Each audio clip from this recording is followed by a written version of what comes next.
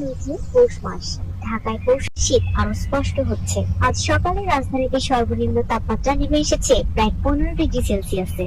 সেই সঙ্গে ভোর থেকে হালকা থেকে মাঝারি ধরনের কুয়াশাও দেখা গেছে বিভিন্ন এলাকায়। বেলা বাড়ার সঙ্গে সঙ্গে কুয়াশা কমে গেলেও দিনের তাপমাত্রা সামান্য কমতে পারে। এতে করে আগের তুলনায় আজ দিনের ঠান্ডা কিছুটা বেশি অনুভূত হতে পারে।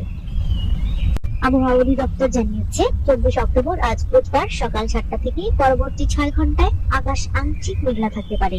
এছাড়া আবহাওয়া শুষ্ক থাকতে পারে। পূর্বাভাসে আরো বলা হয়েছে, উত্তর বা উত্তর পশ্চিম দিক থেকে ঘন্টায় 5 থেকে 10 কিলোমিটার বেগে বাতাস প্রবাহিত হতে পারে। দিনের তাপমাত্রা সামান্য কমতে পারে। আজ সকাল 6টায় ঢাকায় তাপমাত্রা রেকর্ড করা হয়েছে 15.8 ডিগ্রি সেলসিয়াস এবং বাতাসে আর্দ্রতার পরিমাণ 93%। গতকাল ঢাকায় সর্বোচ্চ তাপমাত্রা ছিল 26.5 ডিগ্রি সেলসিয়াস।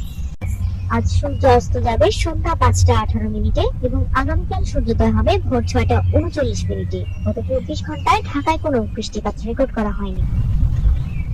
অন্যদিকে গতকাল রাতে আবহাওয়া অধিদপ্তর থেকে প্রকাশিত সারা দেশের সম্ভাব্য পূর্বাভাসে জানানো হয়েছে, আজ অস্থায়ীভাবে আংশিক মেঘলা আকাশ সহ সারা দেশের আবহাওয়া প্রায় শুষ্ক থাকতে পারে। একই সঙ্গে দেশের দিন ও রাতের তাপমাত্রা সামান্য কমতে পারে।